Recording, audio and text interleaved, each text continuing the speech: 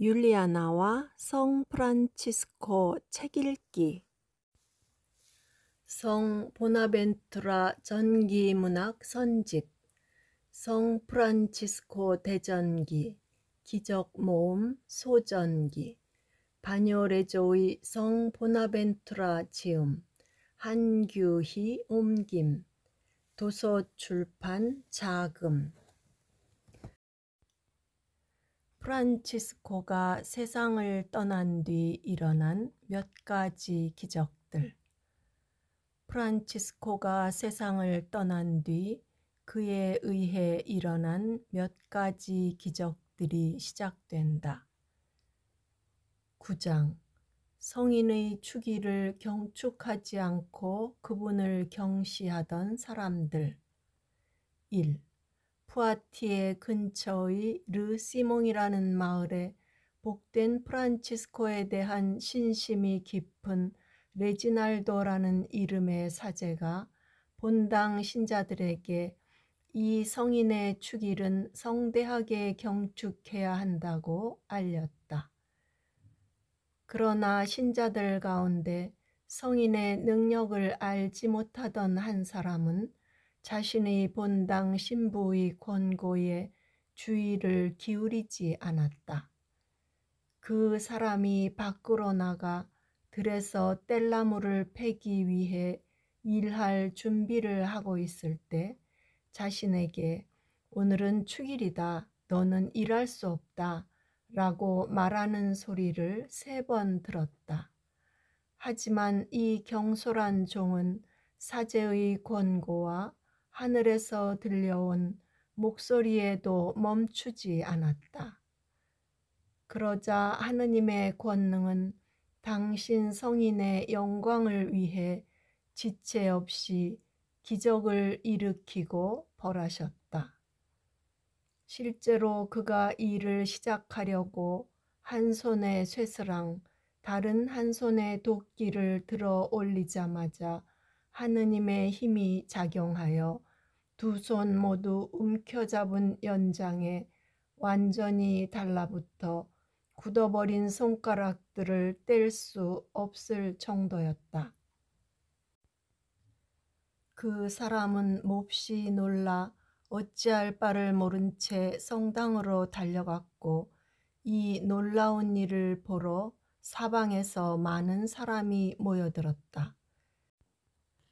그가 제대 앞에서 깊이 뉘우치고 있을 때 그 자리에 있던 사제들, 분명 많은 사제가 초대를 받아 축일을 위해 그곳에 와 있었다. 그 가운데 한 사람의 조언에 따라 하늘의 소리를 3번 들은 것처럼 복된 프란치스코에게 겸손히 3가지 서원을 봉헌하였다. 곧 성인의 축일을 경축하겠다는 것과 축일 당일 지금 와 있는 이 성당을 찾아오겠다는 것, 그리고 성인의 유해를 직접 방문하겠다는 것이 그것이다. 그때 참으로 말로 설명하기 놀라운 일이 일어났다. 그가 한 가지 서원을 말하자마자 한 손가락이 떼어졌고 2번째 것을 말하였을 때 다른 손가락 하나가 자유로워졌으며 3번째에는 3번째 손가락이 떼어졌다. 그런 다음 손 전체가 풀어졌다. 그리고 그 사이 서둘러 모여든 많은 사람이 성인의 자비를 온 마음을 다해 간절히 청하자 마침내 다른 한 손도 마저 풀렸다. 이렇게 움직임의 자유를 되찾은 그 사람은 스스로 연장들을 내려놓았다. 그와 동시에 모두가 너무나 놀랍게 그를 칠 수도 있고 또 고칠 수도 있는 하느님과 성인의 놀라운 힘을 찬미하였다. 이 사건을 기억하고자 이 연장들은 오늘날에도 바로 그 성당 안에 복된 프란치스코를 기념하여 만든 제대에 걸려 있다.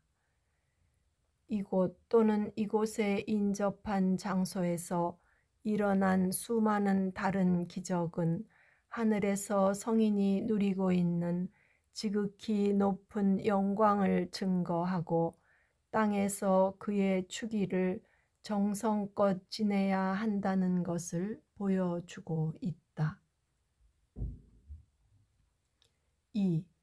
또한 르망이라는 도시에 어떤 여인이 복된 프란치스코의 대축일 내내 한 손으로는 물레질을 하고 손가락으로는 가락을 잡고 실을 찾고 있었다. 그래서 그녀의 두 손이 마비되고 손가락 대부분이 화상을 입기 시작하였다. 이 형벌에서 가르침을 얻고 성인의 힘을 깨닫게 된 그녀는 진심으로 뉘우치며 형제들에게 달려갔다. 복된 사부님의 신신 깊은 아들들이 그녀의 건강을 위해 그분의 자비를 청하자마자 그 여인은 곧바로 건강을 되찾았다. 그리고 그녀에게 이 사건을 상기시켜주는 화상 자국 외에는 그녀의 손에 어떤 상처도 남지 않았다. 마찬가지로 캄파니아 마조레의 한 여인과 바야돌리드의 다른 한 여인, 그리고 필리오의 세 번째 여인도 복된 프란치스코의 축일을 경축하는 것을 등한시하다가 자신들의 소홀함으로 인해 먼저 놀랍게 벌을 받은 다음 후에 참회하여 복된 프란치스코의 공로로 더욱더 놀랍게 용서받았다. 3. 마사지방 보르고이에 한 기사가 있었다. 그 기사는 오만불손하기 그지없어 복된 프란치스코의 행적과 기적들을 업신여겼다. 또한 그는 프란치스코를 기념하려고 찾아오는 순례자들을 모욕하는 말을 많이 하였고 사람들 앞에서 형제들을 험담하였다. 한 번은 하느님의 거룩한 사람의 명성에 이의를 제기함으로써 그는 자신이 지은 죄에 불경스러운 신성모독의 죄를 더하였다. 이 프란치스코라는 사람이 성인이라는 것이 진실이라면 그는 이렇게 말하였다.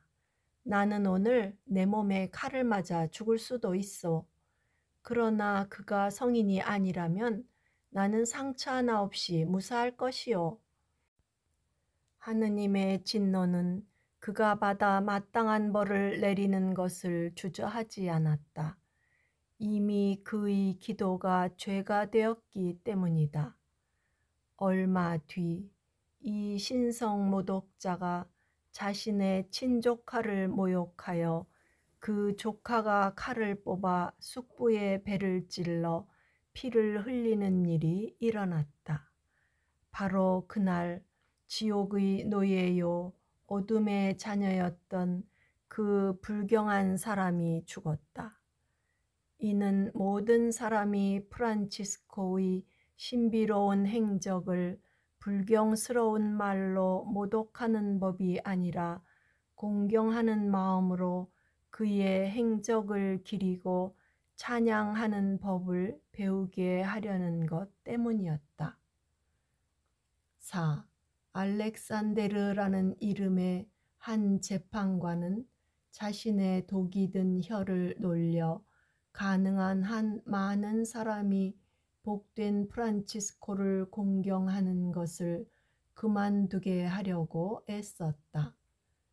그래서 그는 하느님의 심판을 받아 말을 잃은 채로 6년 동안 지냈다.